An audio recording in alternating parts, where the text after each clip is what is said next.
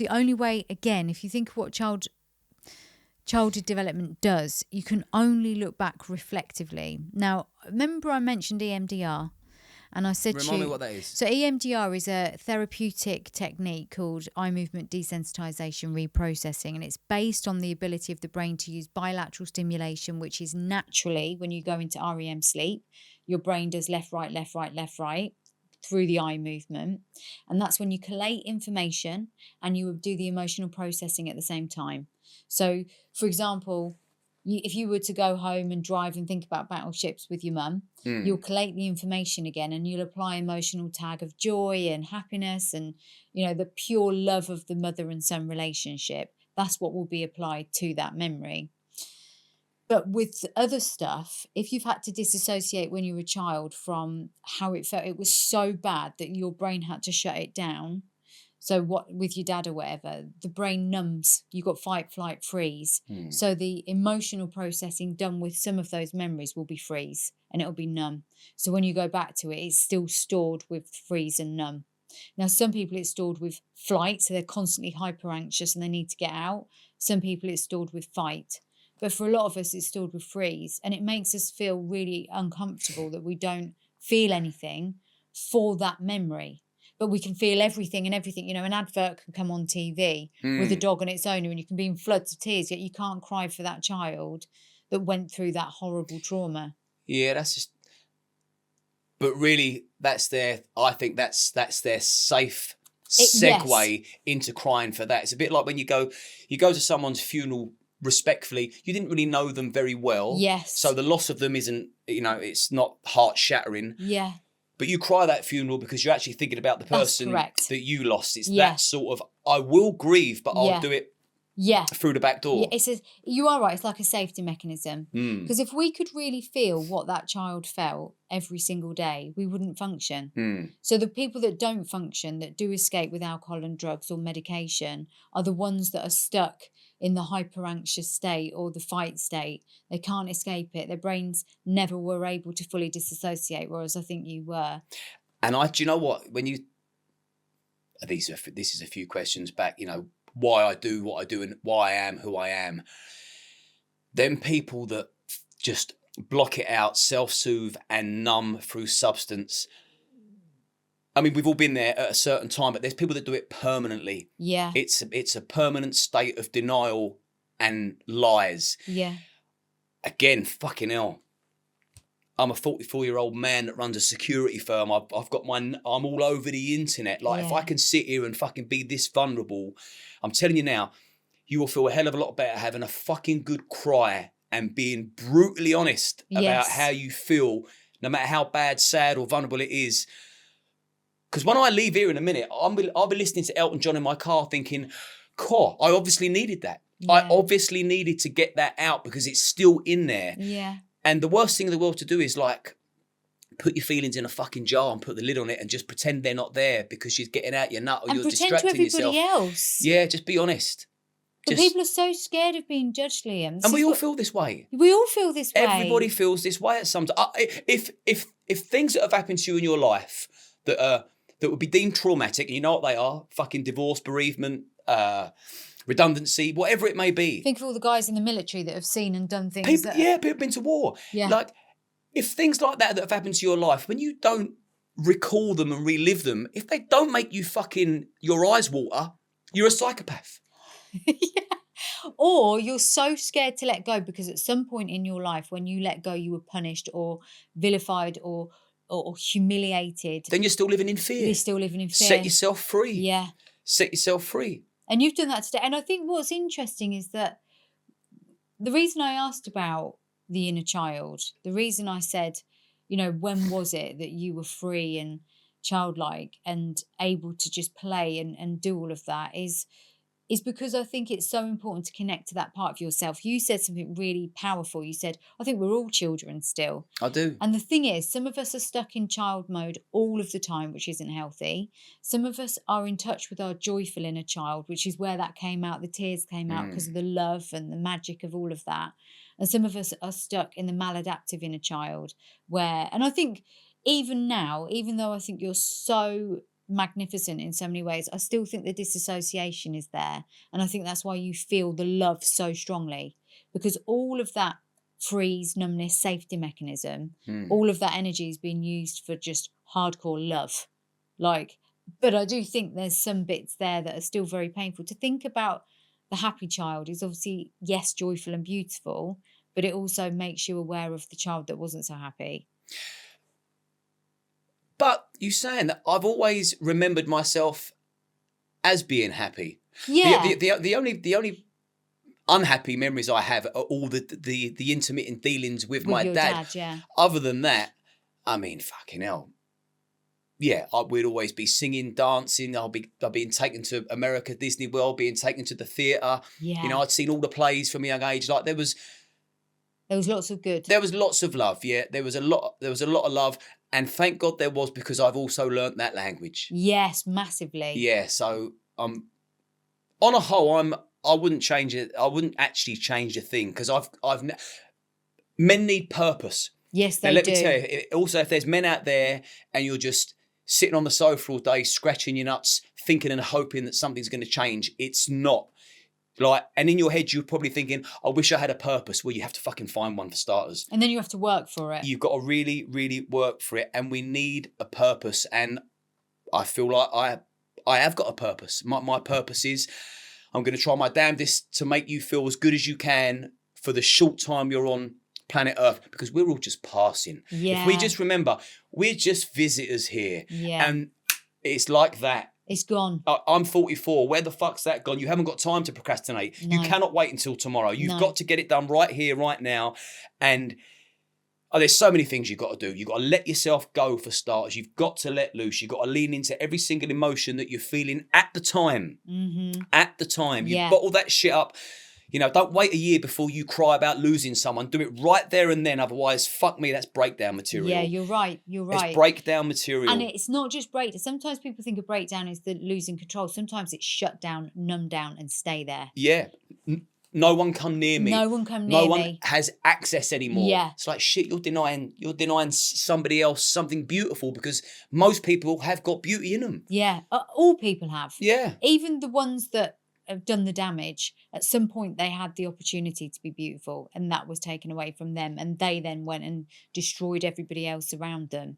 That's the sad thing. You didn't do that. No. You had something beautiful taken away from you at times, but thankfully your nan, your mum, Simon, and lots of other people, I'm sure, injected so much love into you. I could give a hell of a lot more people credit, but yeah, there's people like fucking hell, Liam, this ain't an acceptance speech. Just get on with it. But where's the Oscar? Putting out. If you can put a load of love out there, because there is, and you've also got to get a balance as well, because there's going to be a time where you're going to really lose your rag. You're going to be put in a situation where you're going to do something. Maybe you're going to go over the top. You're going to overstep the line. I know I certainly have done that in some of the fights I've had. Yeah. I think I was justified. Yeah. But retrospectively, I went too far. Yeah, because you didn't have that level of control. I didn't have that level of control. And in my mind, I thought, well, it's fair game. If somebody wants to hurt me, then we're now engaging in conflict of pain. Yeah. And so my objective is not to win, it's to hurt. Yeah. And that was a very unpleasant trait of mine, yeah. which I made sense of. I come to terms with. But you flipped it, because now all you want to do is support and elevate. And that's what I mean. The balance. I mean, don't get me wrong. If you're a complete piece of shit, you're never going to counterbalance it. So you may as well just like sit at home in your pants scratching your nuts, hoping for someone to save you, and hopefully they won't, because you've destroyed too many fucking lives. Yeah. But if you can just pump as much love and as good, and just get some real wholesome energy out into the atmosphere, let people feed off that good shit that you've got in you, because you really have. It will come back tenfold, and it will balance out some of the things you've done that you're not particularly proud of, because we're all human beings. Yeah, and do you know what's really interesting as well is everything you've said there is... Can you hear that? Yeah. It's some sort of protest. Do they mind? We're recording a podcast, I think you'll find. I'm in the middle of fucking crying over here. I thought, what the hell is that? And I realised they're being angry about something just at the moment you've said. I'm on the verge of having a breakdown, and you lot think you can have fun out there. Hilarious. Yeah. It's all kicking off. That's Northampton. It's all going off in Northampton. I wanted to bring it back because one of the things you've spoken about there is balance, and we keep teasing with this story about that's really putting me off with this story about your dad and the drugs. And the reason I want to talk about this is one of the things that's massively popular right now is psychedelics and the sort of benefits that psychedelics have. And a lot of people are trying it without any kind of structure, without any support, without any medical assistance. And they're going into a world that they don't understand. Tell me about your experience. Do you know what? This will be an absolute pleasure. Yeah. And it will knock me out of that emotional state. Yeah. Because when I get like that, it stays. Yeah, I'm sure it does. It fucking stays because it isn't often. So when it happens, it's like, cool. It's a bit like when you're in the pub and you've had 10 pints and you go for your first piss. It's like, that's me back and forth to the toilet for the next 4 hours. It's a bit like that if ever I get upset. But yeah, I'm glad that happened. But psychedelics and drugs. So that was the one that done me the most. Funny enough, and cannabis, but I won't go down that route because I'm going to have a guest come on mine to discuss cannabis. But that done me real bad damage. But LSD, acid, there'll be people our age, certainly older, and it's a shame because they are coming back full circle now. Yeah, they are. But, you know, the purple microdots, the OMS, there was a whole different range. Your sport for choice at one stage, all these different, you know, double dip penguins. So these hallucinogenics, these psychedelics, acid is coming back. Youngsters are now getting access to LSD. And when you look at the swinging 60s and, you know, the 70s where everyone's like flower power, wow, man, sitting in fields and everything was groovy, it isn't fucking groovy. No. It's about as far detached from groovy as you can imagine. Now, the most, beside bereavement and loss and heartache, fuck me, LSD has had the most detrimental, horrific, I can't even think of a word to give it any credit. I'm talking disastrously terrifying. You mean you want to compound on the word fear. Wow. Fear. I mean, yeah, scared. Dark. You want to become a child again. Have a bad trip. You think you're a big, strong man in your 40s supporting your family. You think you're a big, tough guy, bare knuckle fighting and, you know, whatever it is you may do. You're a hod carrier, a scaffolder. You have a bad trip. You take acid and it go bandy.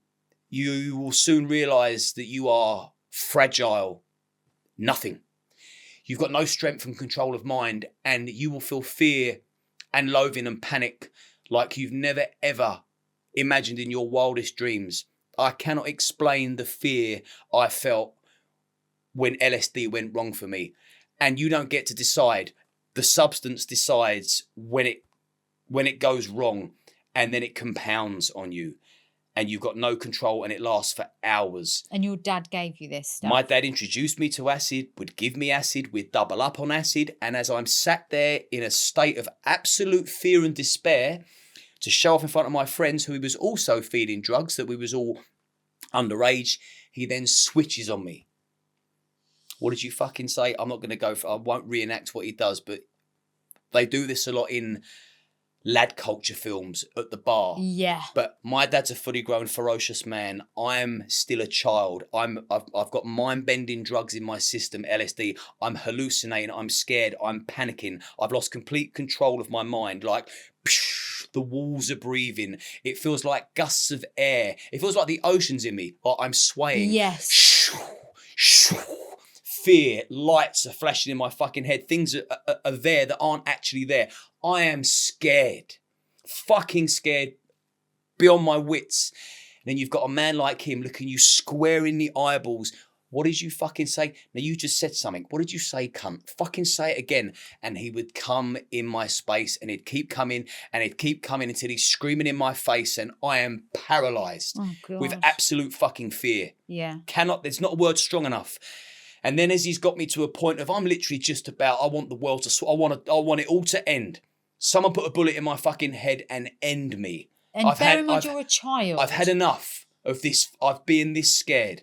That's why nothing scares me no more, probably. Yeah, because you've faced that. I'm not fucking scared of anything. Yeah. And it's probably because I've been to the depth of fear. Yeah. And then when he realizes he's got me in a state of absolute paranoid psychosis, trepidation, excruciating pain with fear and dread, he'll then go, you mug, I'm only joking. And he'll laugh, slap me on the leg. You fucking mug. See, and he's looking at my friends like they're going to find it funny. See that? I got him, didn't I? It's like, yeah, that's not funny, mate. That's evil. Wow. That is sick in the head. How do you do that to a child, your own child? It's the worst thing he's ever done. Yeah. In my book, very different to what he'd done to the other girls and Yes. other people that have never come forward. But that's the single-handedly, that's the most terrible thing that's ever happened to me. Yeah. That was a deliberate, purposeful fucking act of psychological torture. Because he knew what would have been going on in your head.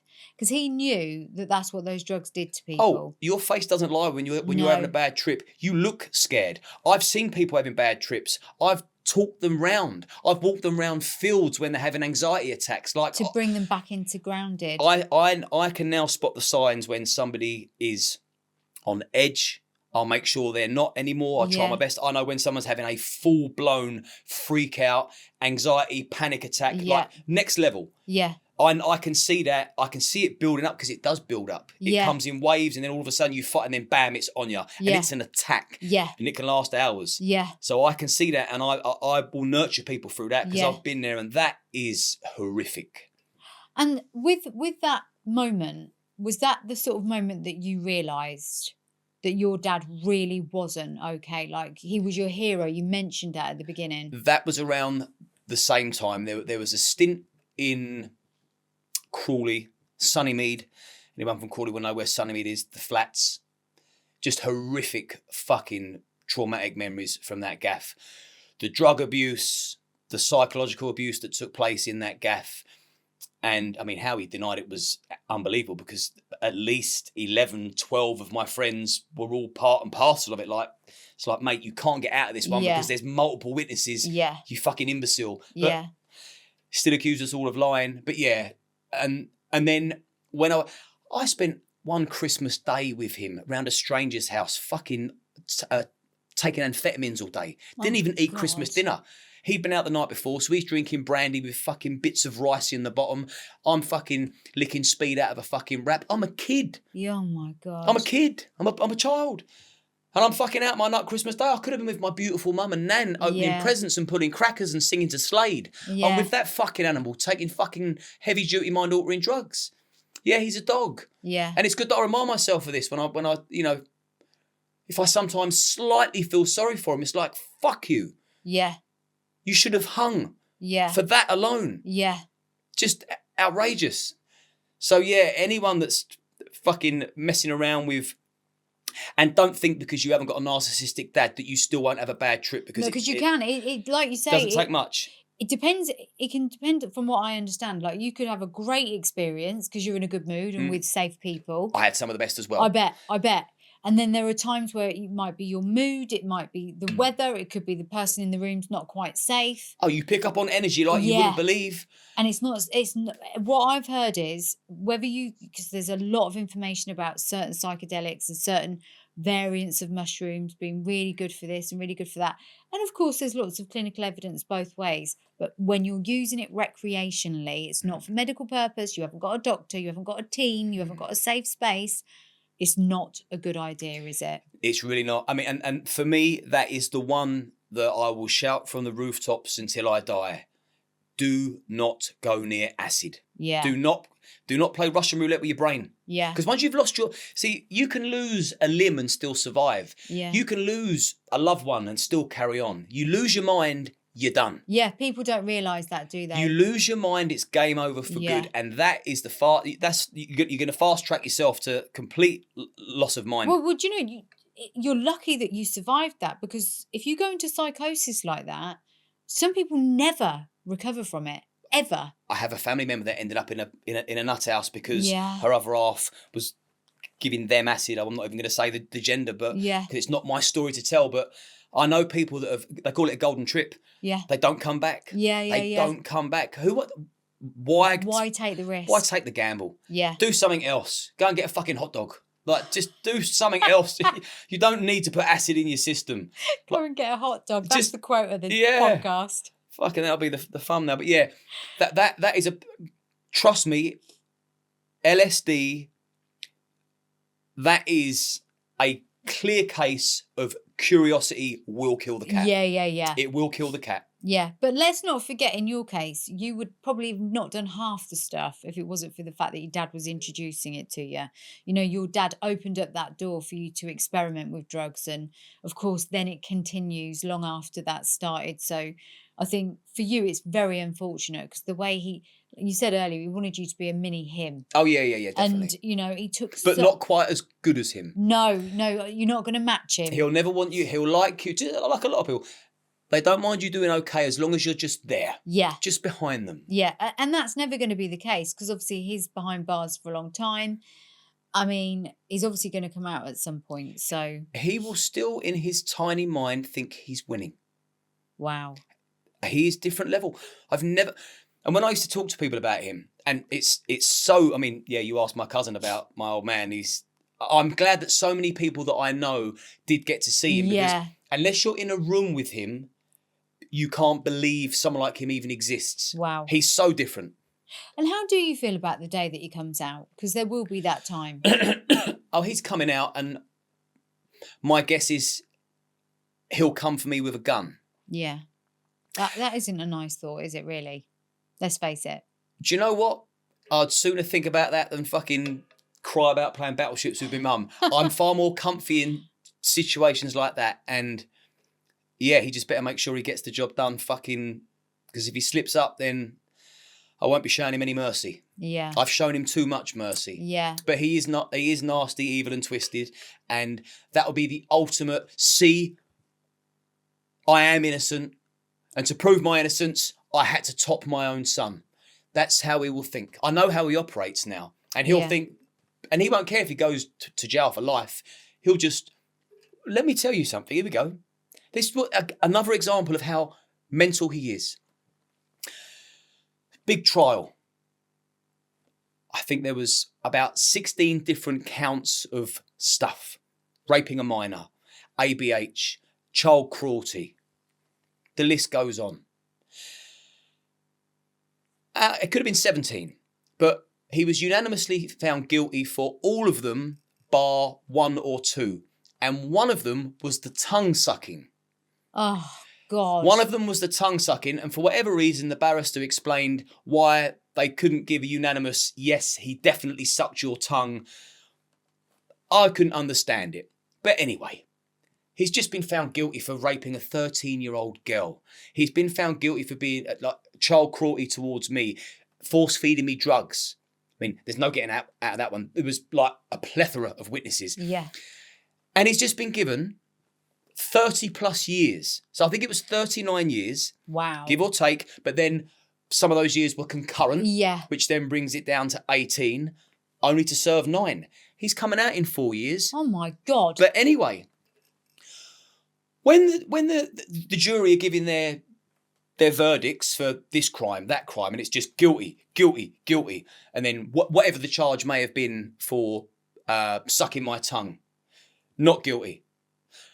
Once that's all done and like he's got his opportunity to speak, he's just been given 18 years.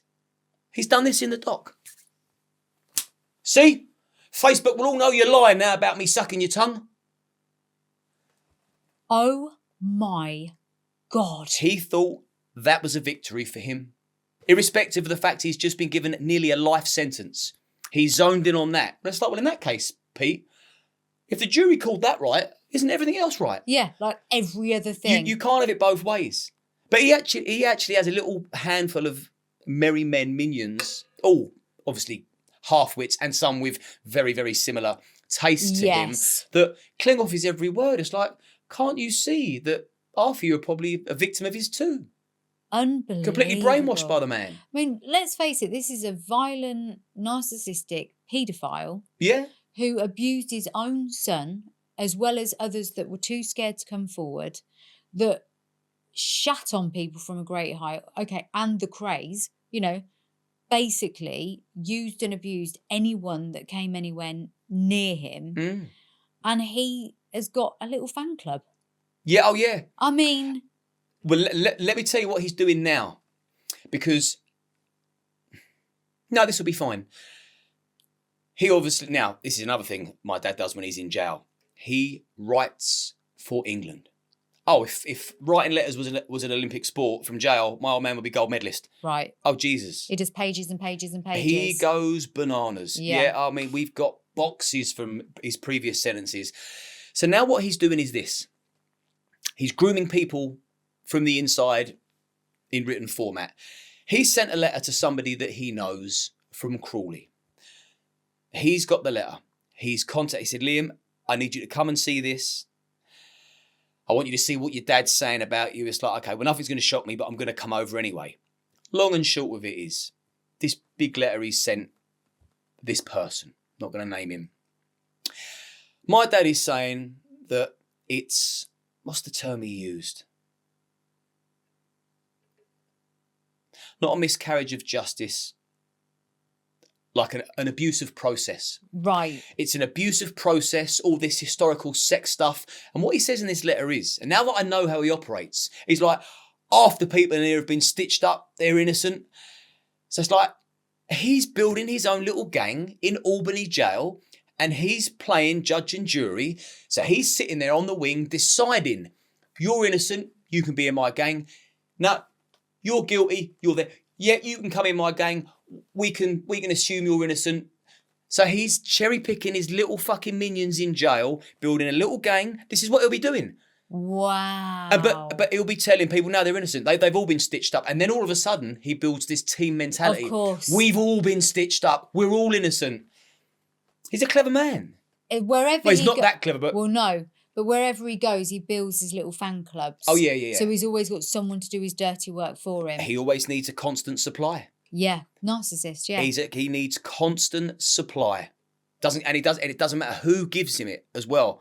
And he'll do the textbook one, like, he'll have 1,000 people disagree with him, and there's one person in the crowd that agrees with him, and he'll be telling you something, and they go, here, fucking ask Jane. She'll tell you. Yeah. It's like, Jane only knows because you told her. And that's your version of events. But he's obviously when someone's vulnerable, he's very good at shaping them, and that's the thing. He homes in on vulnerable vulnerable people. Yeah, he really does. Yeah, he's a shocking man.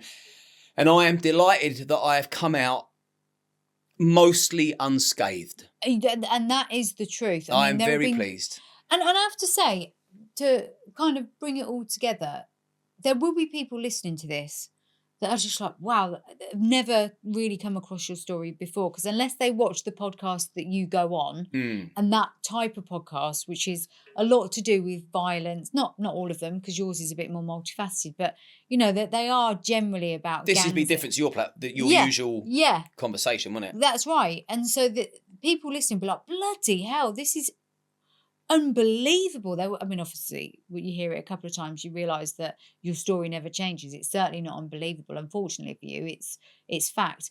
But they'll listen to you. You're funny. You're emotional. You've got the strong masculine energy, but you're soft with it. You've got so many different facets, and so much to offer in terms of, like you say, you're not a life coach. You're a psychotherapist, but I've not really had to do my job today because you're already doing it. You know, you're so emotionally intelligent and offer so much value in the way that you tell the story. I know it's back and forth a bit, but it has to be because there's no way you could tell your story in a straight line. It just can't happen. Too confusing. It's too confusing. You have to go back and forth a bit. But so much good stuff has come from it. And I know when some people listen to these stories, they're listening for the salacious, the gossipy bits and the whatever. But I think actually the overriding theme here is that there will be some people that are a bit broken or a bit, struggling a lot actually, that are feeling like there's no way out. And what you've done all the way through is interject your story with moments of, don't forget, there's a way out. And I think that's where your value really is. It's not just helping others through being there for them. It's through being able to direct your story in such a way that it is about bringing it back to, you can do this too. I mean, if you can survive a dad like that, in a world where it's not easy to survive it. Well, it certainly wasn't back then because there would have been no real help for someone like you. You would have just had to. And back then, there's no social media. Like, There's nothing. Now you're going to struggle to get away with them kind of things. Yeah, you are. But you had none of that. You would have just had to rely on the love that you got, which was obviously extremely powerful.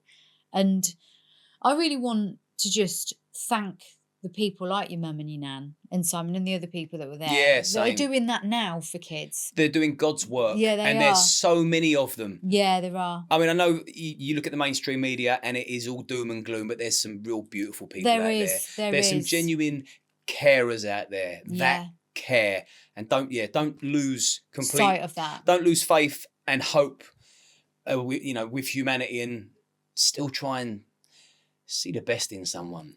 Because you know what, or Liam? Look for it at least. Look for it, because we do. You are right. There is doom and gloom, and I think when you're in pain, it's hard to see that there are good people around. But in every street, in every community, and this is a really important point actually, because I think so many people feel disconnected and a lack of community now. But on every street, in every community, there's that woman or that man that you can go to, that you can tell your problems to, that will look after you, that will take you in. There might be a foster carer, there might just be someone in the pub that there might be a caretaker, or there might be a cleaner at a school, or a lollipop lady. Those people are still around. That that was your nan, that was your mum.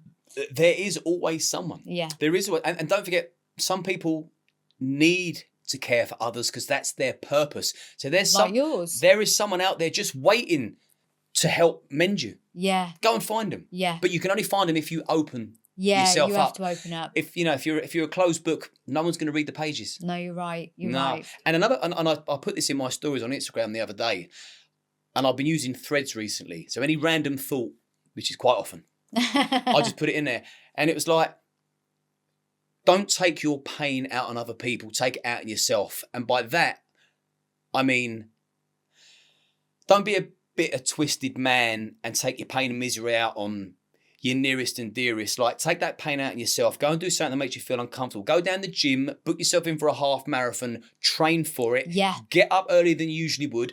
Go to the job centre, apply for all the different jobs that you could possibly go for, that you would qualify for, and do not stop fighting. You have to battle with yourself. If you've got pain, you channel it and you put it into you. Do not take it out on other people, take your pain out on yourself. Yeah. And I thought that resonated with me. I've never thought of it like that before. Yeah. But that's what I do. You do that because you beast yourself in the gym. You work really hard. You show up every day, don't you? You share your journey with people on your stories. And on your podcast, you obviously more on your stories because the podcast about other people, but you definitely do that. You definitely take the pain and you turn it into something that other people can learn from. And that is essentially the only way to fully heal. But it's also knowing those things about when you're getting frustrated yourself with someone who can't move forward. Look within, don't take it out on them. Don't let them feel that frustration because they'll shut down. If they're already a closed book and they're starting to open up and your frustration that they're not getting there quickly enough, they'll shut down. You've always got to look within. There's so much good stuff from this episode. Here's the thing as well, and this is credit to you. When you come on mine, I promised you I was going to come on yours. I get invited to go on. Because I'm now blowing up and my channel's doing really well. I bet you do. I'm getting asked a lot to come on different podcasts. And I will do one more with James English because he's a personal friend of mine and I've got a lot of love for him. Yeah. But this will be the last time I sit down with somebody and talk about my dad. You have got that last interview. Oh, it won't be mentioned again because he doesn't deserve the airtime. Yeah. And I can always direct people back to this place here. It's like if you really need to hear it, there's a good conversation there, and it's kind of going to be linked to a book that I eventually write. Yes. I don't want to write a book about me. This is my story. Yeah. I want to construct a book in a format that's, I went through this. This is how I overcome that. Yeah. It's going to be a self-help stroke life story. If you will. But this will be the last time I sit down and talk about that man with anybody else. And I'm turning down a lot of other interviews and just focusing on my stuff. I think I'm a much better host than I am guest. I actually think you're brilliant at both. You've got that double edge where you could do it all.